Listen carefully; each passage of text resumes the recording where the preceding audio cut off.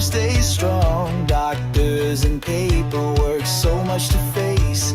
But here you found a safer place. You're not alone, we're standing by your side, helping you through every twist in the ride. With knowledge, care, and a voice that's true, the Disability Digest is here for you. We've walked the path, we've heard the fight, we know the pain that hides from sight. But every story matters, every win is real. Together we rise, together we heal. You're not alone, we're standing by your side, helping you through every twist in the ride. With knowledge, care, and a voice that's true.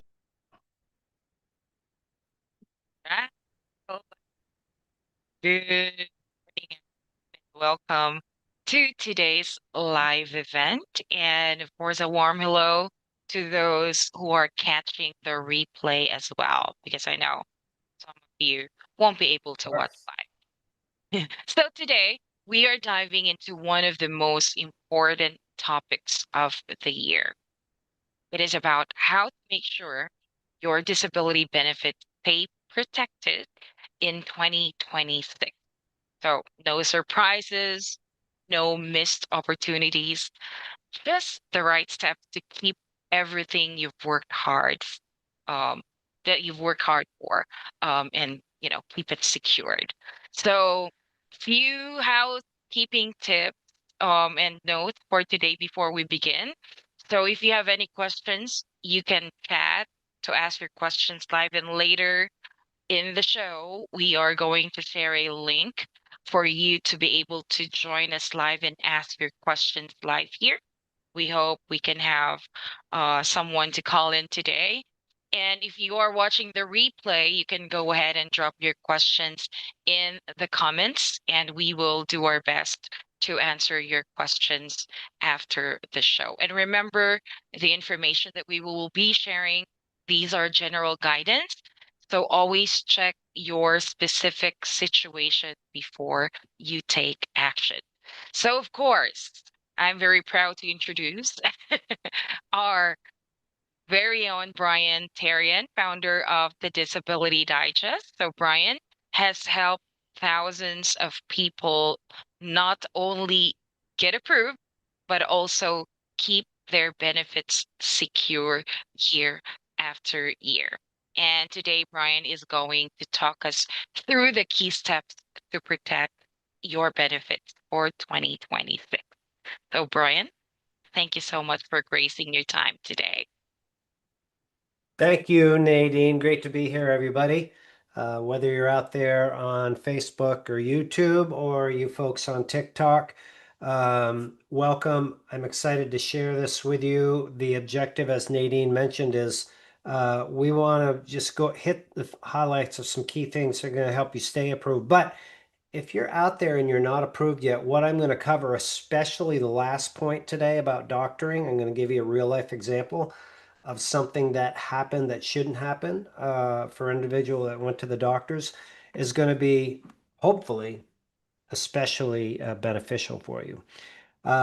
So as Nadine mentioned, I've been doing this work for like 2 decades, and one of the things that really I just cannot get my head around is people work incredibly hard to get their benefits. Well, there may be the few exception of you out there that are like it's a slam dunk easy to get approved, but 1.9 million people try to get their benefits every year. 487,000 get their benefits.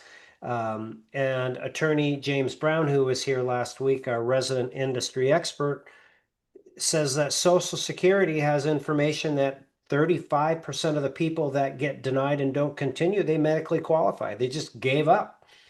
So I want to just encourage you to stay in the game and follow some simple steps to protect your benefits and increase your chances of getting approved. That's what we have on tap here today. So I'm going to start with the money piece. And understanding the regulations for Social Security, how much money you can make and keep your benefits once you're approved. And I'll also touch on how much you can make and apply for your disability benefits. I've got a prop up here.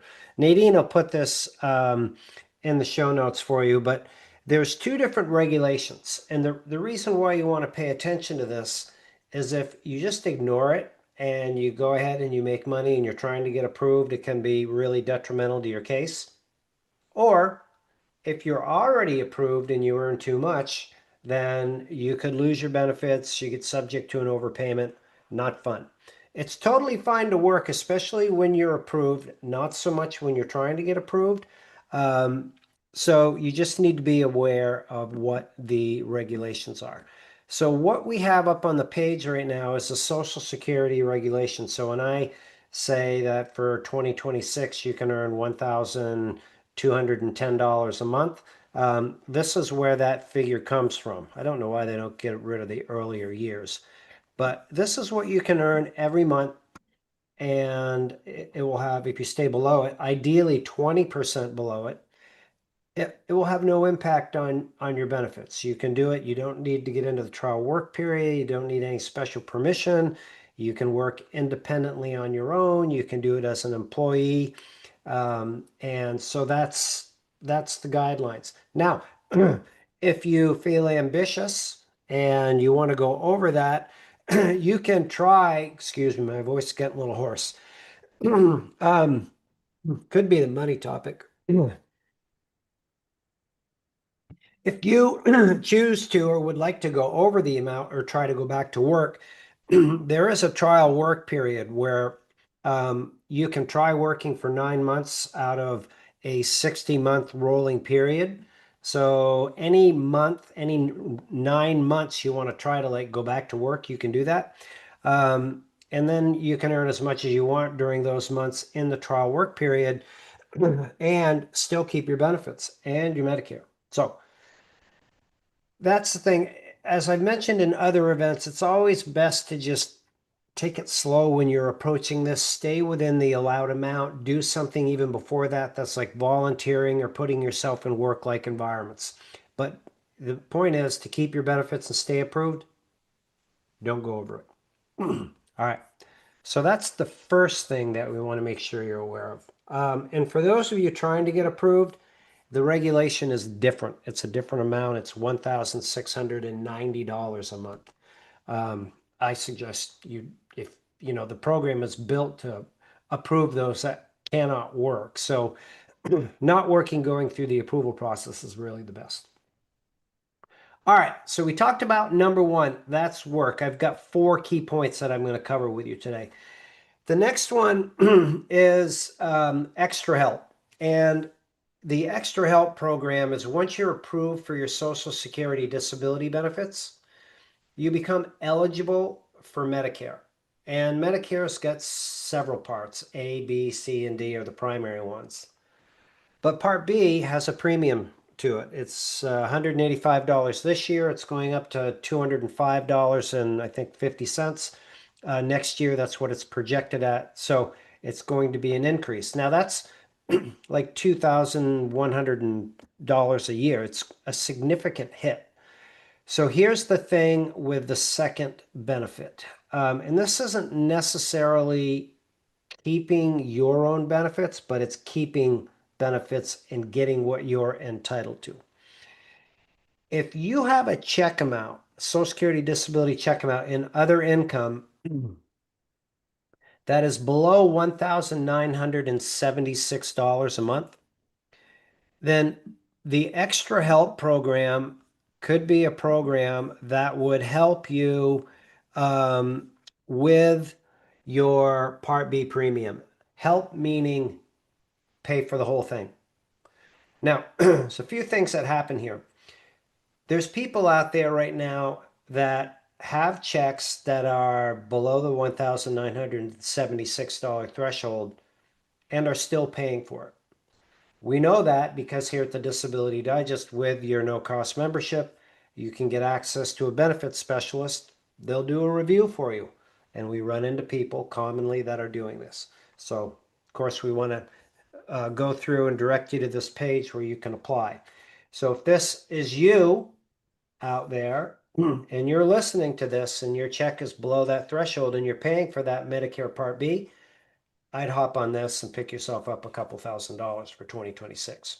Married couple, it's $2,664. Now, here's the kicker, folks. We've had a cost of living increase that's been projected of 2 point something. I think it's 2.8%. So on an average check, like a $1,700 check, it could increase that amount by around $40. Here's the problem with that increase. If you have a check now that you're receiving and you're at $1,950 a month, that's what your check amount is. So you're eligible for the extra help program, which is great, saving that $2,184. But here comes the cost of living increase. It puts you over the allowed amount. So you get a slight $40 bump per month, $41, but you're losing a $2,184 benefit. There's, in my experience, there's no way to avoid this. This is just a heads up. And it happens every year. I think it was 3 years ago, we had like an 8% increase. I mean, people were screaming. The number of people that were out there, it was a significant bump in their check. Yes, but it took away the Part B. So just be aware that if you're in that range, that this could happen to you, right? Again, like I said, there isn't really anything you can do about it. Okay, so that's point one and point two.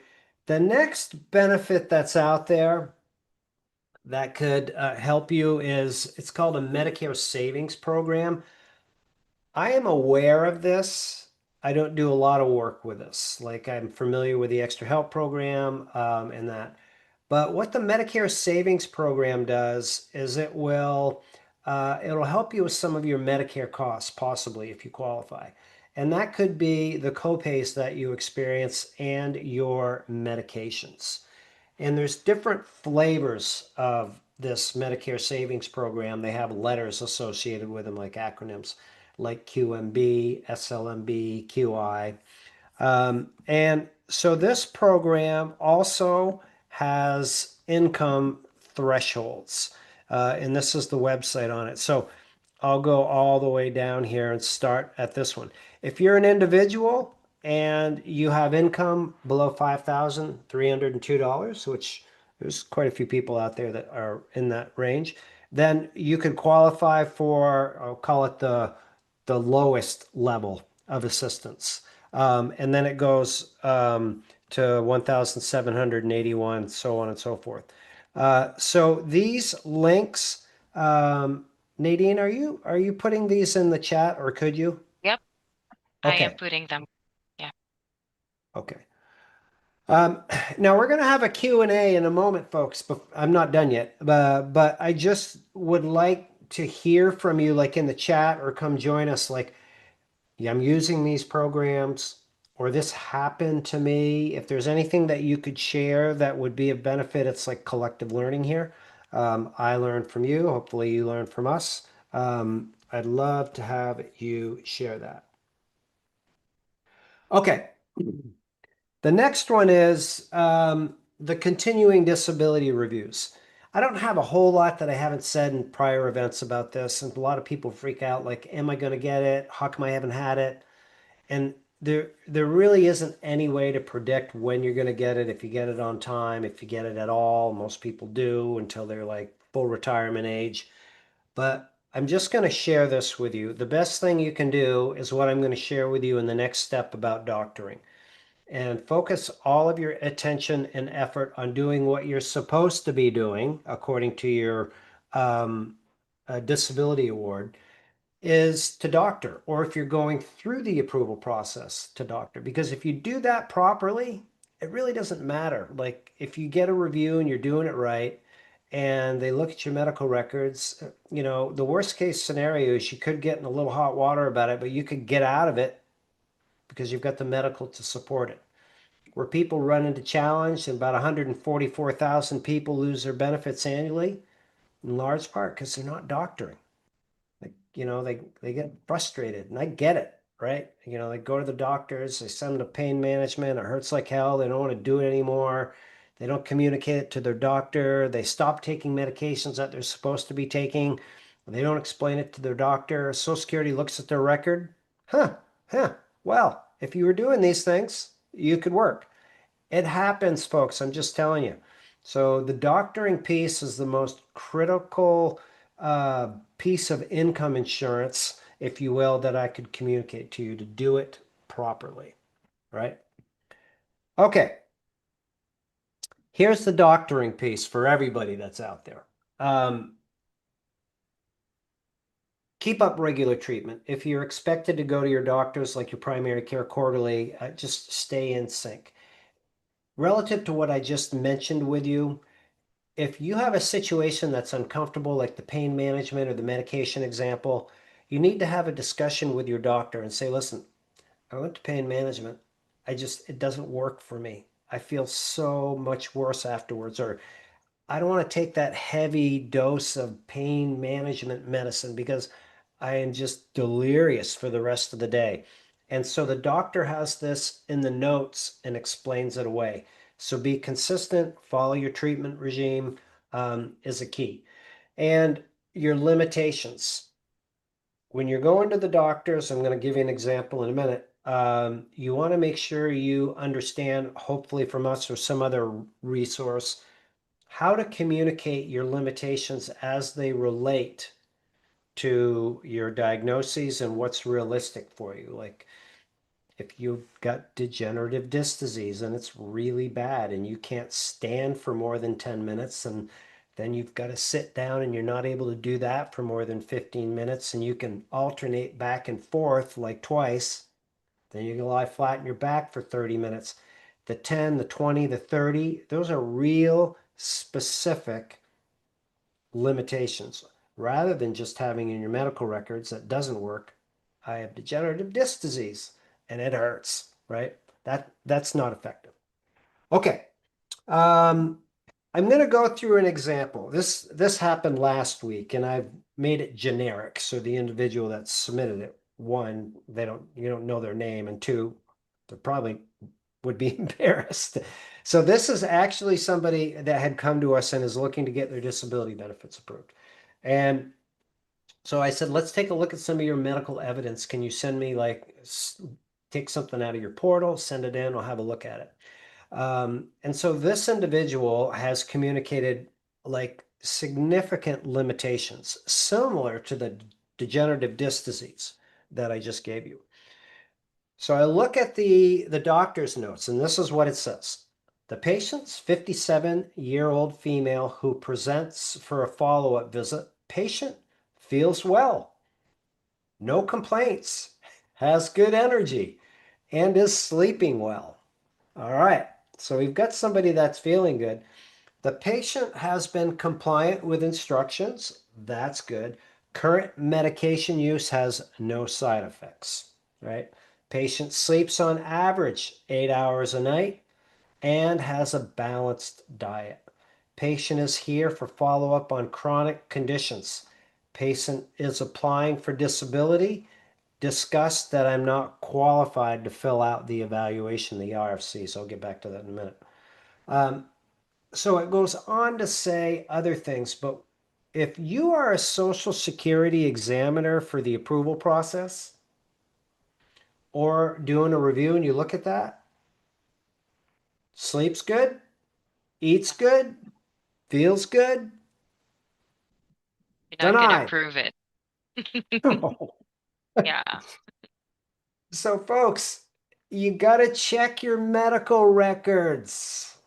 And there's just no way around it. And make sure that you're getting the right information in there. So this, I don't, the part about not filling out the residual functional capacity report, this does happen. But especially if you're in California and you're going to Kaiser, which is like, they're really like non-compliant. And the way around getting this addressed is by communicating your limitations in your medical records. Because what these doctor support forms do is they are a questionnaire that the doctor would fill out confirming that you or a patient is being treated, what their opinion is on their limitations, what their opinion is on how many days a month on average they would miss work. So if there's options in that question, but if it says 3 or more days a month, then there's no job in the US that you can do. So if you have one of those, great. If you have two or three, then it's like gold for your disability application. So I mean, just because the doctor says no once, you can go back and continue to ask. I'm a little off topic here, but I felt it was important.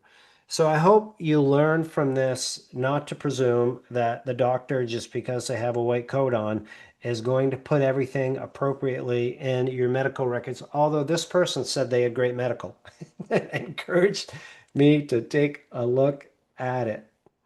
Anyway, there we go. Okay, Nadine, let's pivot into Q&A for today. All right. So let me go ahead and put the link for our Zoom meeting. So those of you who'd like to join us and ask your questions live, you're very much welcome. And we would be happy for you to join us. But while we wait for someone to join us in the call, I have a few questions here from the chat, Brian. So first question is, where's that? There. It says, I was wondering if someone was offered a job making $17 per hour in a month, would I still keep my benefits? Depends on how many hours you're going to work, I guess, right? So here's a few things. Actually, this is a good one. Let's dig into this.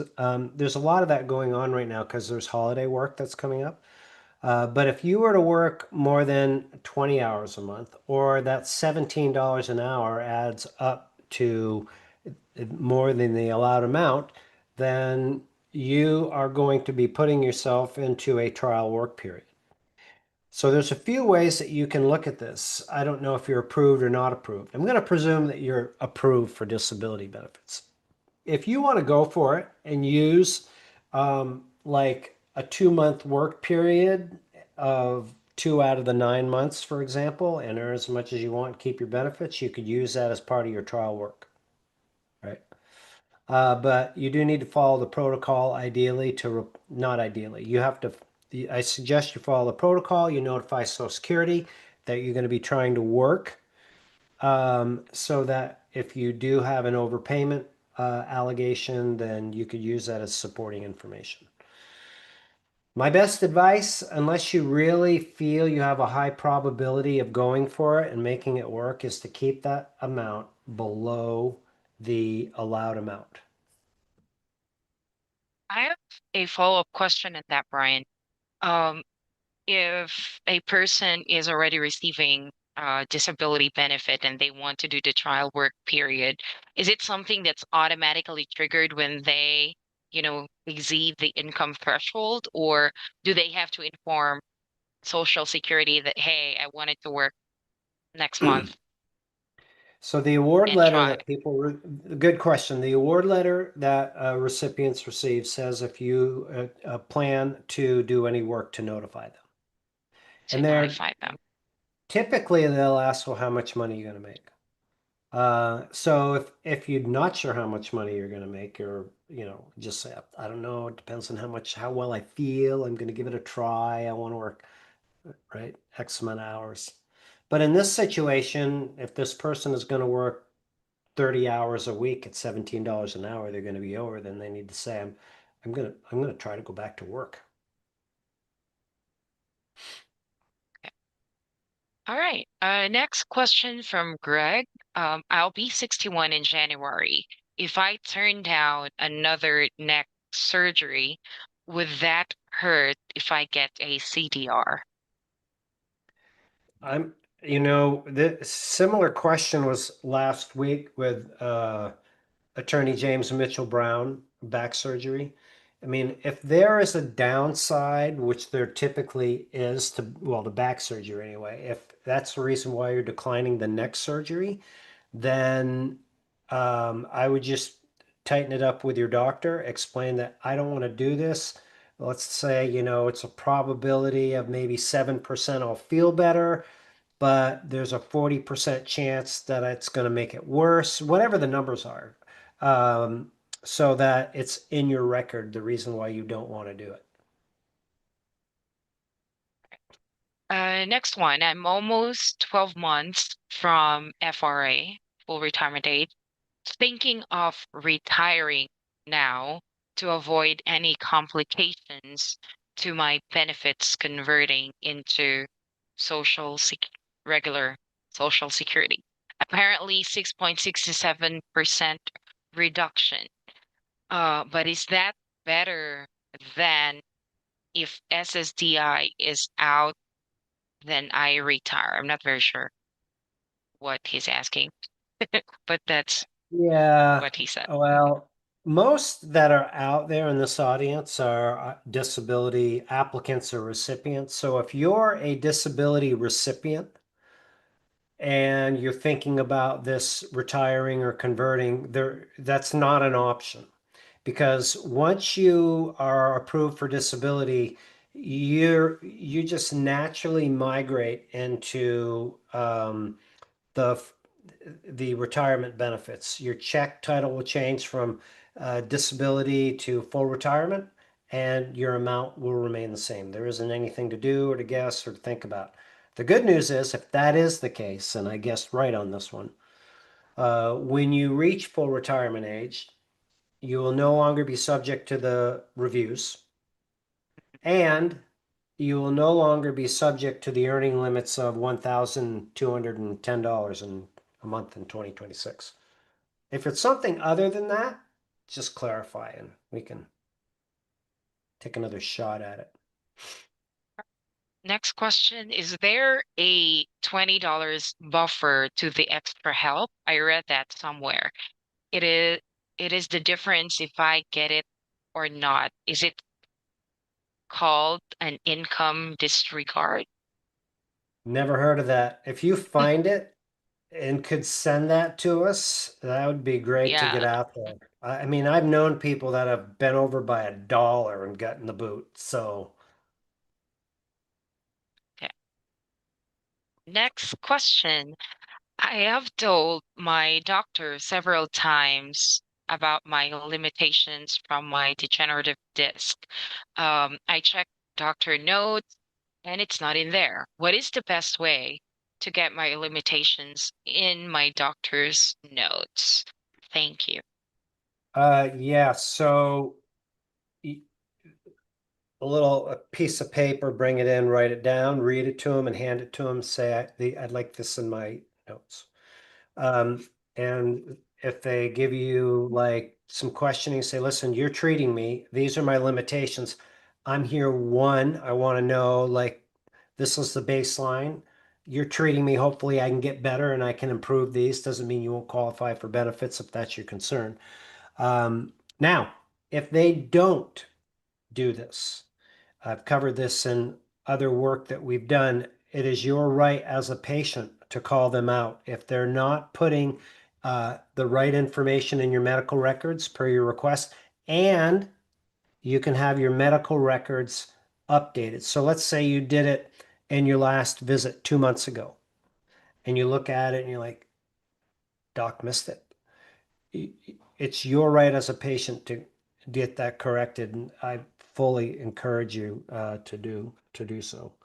The reviews are in a kind of a flux at this moment right now because of our government workflow, or AKA shutdown, but they'll be back, and they allocated 50 some odd $1 million more to doing reviews. So I don't want to be in like scaring people, but they're investing the money to do these for a reason. So Okay, next question. This is also about CDR. I think we're getting this question like every week. Uh, it says, will I get a CDR next October and will be 60. What happens if they get rid of the grid rules? Um, it's possible. I've known people age 64 to get them. And if they get rid of the grid rules, then you would need to prove that you are not able to do any job in the US. So let me just I'll briefly explain this. And this is just I don't think it's going to fly, but it's out there now. So right now, if you're under 50, you need to prove that you can't do any job in the United States, like a greeter at Walmart. They have them anymore. Okay, even a ticket taker that is in a parking lot garage in case the credit card doesn't work or something like that. So if you're between 50 and 54, then it gets a little easier. You could prove that you could not do your prior type of work if the skills from that job were not transferable to another job. So let's say that you're an over-the-road truck driver.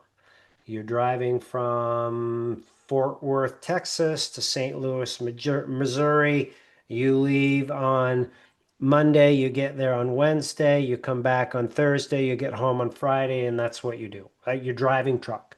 You don't have any other administrative or transferable skills.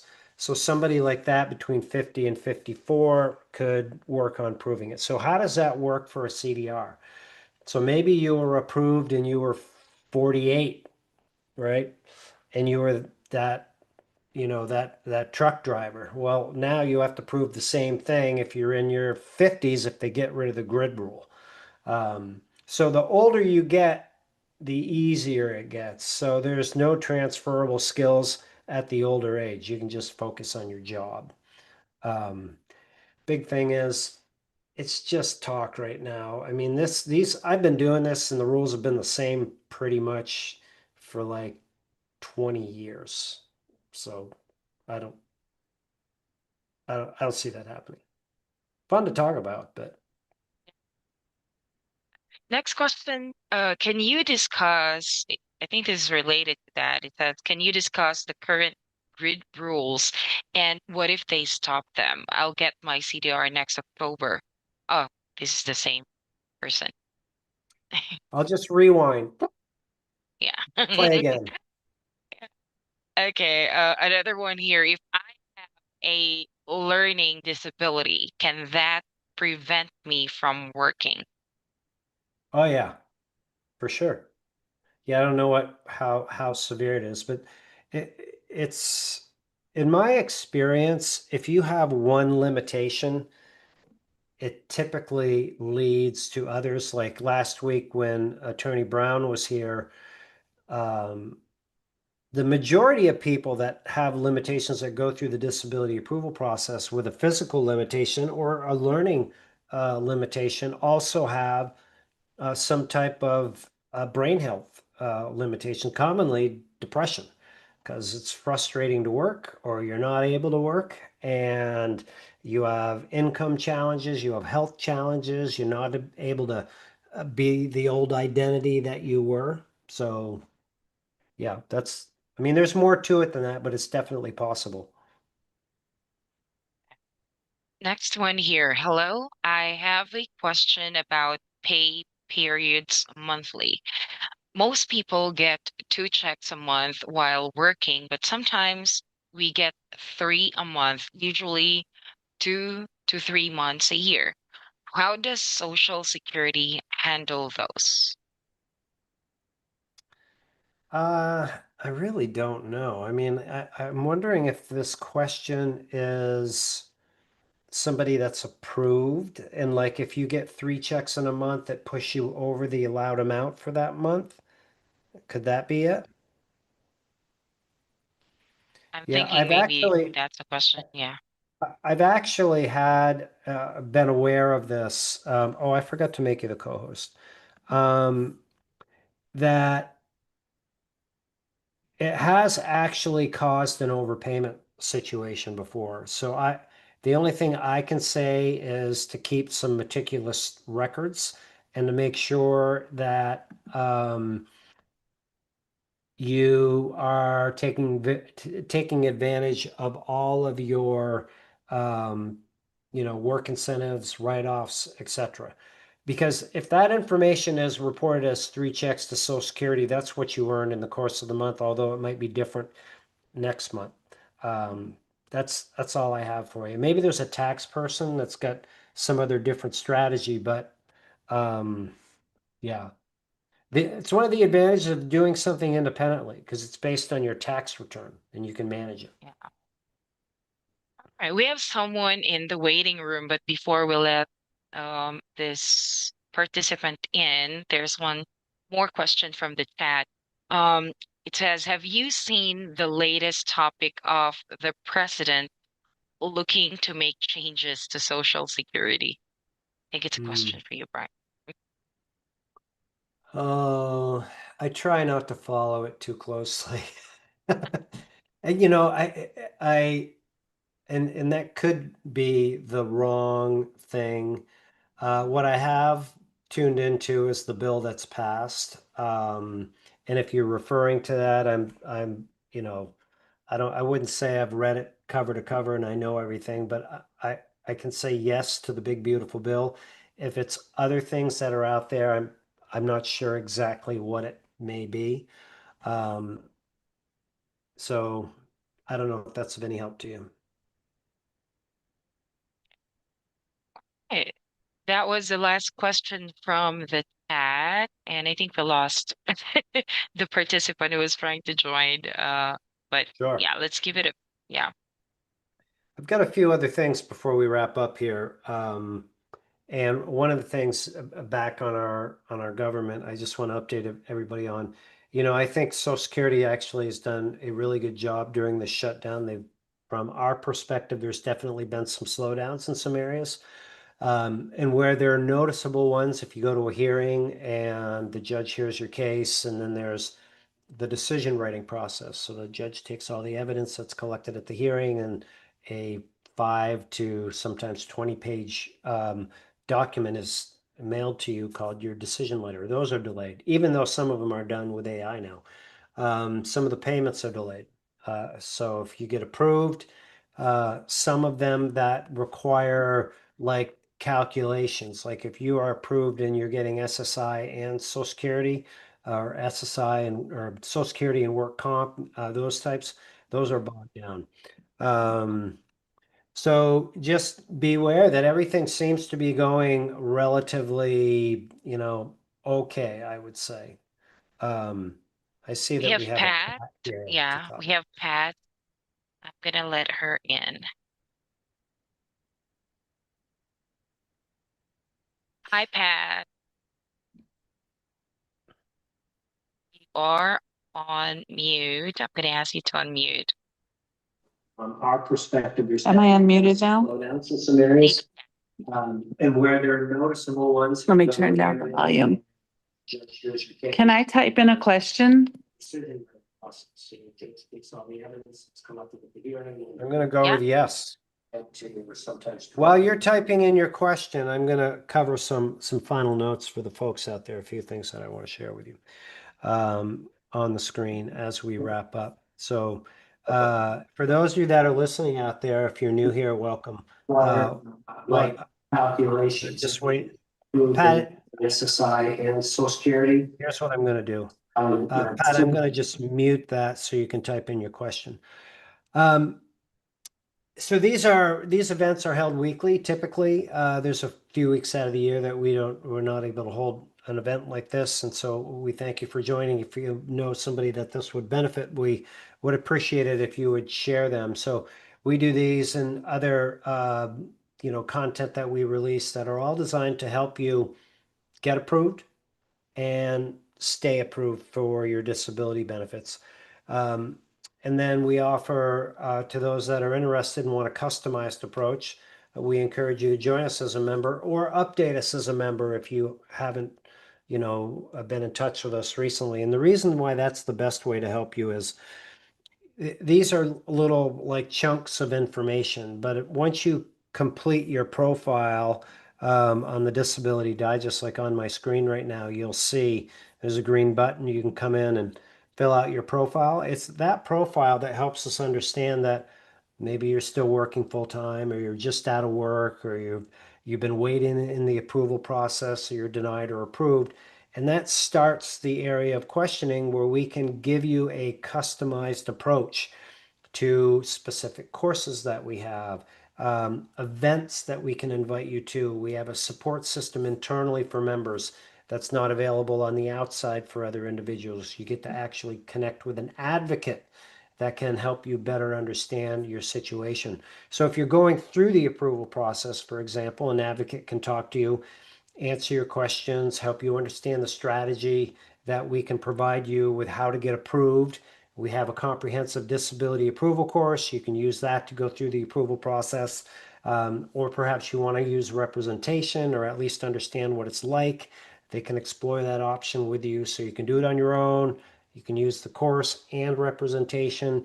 You can get into support groups for people that are just going through. So there's more that's available for you if that's of interest. A few other things I want to share with you is we have a referral program where we actually will pay you to refer us individuals that are in need of help to go through the approval process. So at the top of the show, I mentioned 1.9 million people apply for their disability benefits. 487,000 get them. Many quit. They don't stay in the game. I know our numbers internally, they're significantly higher than that, almost 3 times higher if we work with people. And so if you know people that need that assistance and you refer them to us, then what we ask of you is just encourage them to keep in the game and follow the directions that we provide. So they can get approved, and we would pay you even if they want to use our course and do it on their own, save all the fees. But if they want to use a representative, then that's also an option. So we pay you up to $200 for referring people. If that's a way for you or interests you to supplement your income, take advantage of it. So those are a few things. Next thing I want to cover with you is this. Part of the work that we do is to help you understand like how to maximize your benefit. And a lot of that is with effective doctoring. And there's a lot of tools out there now that you can use to monitor your own health and report to your doctor.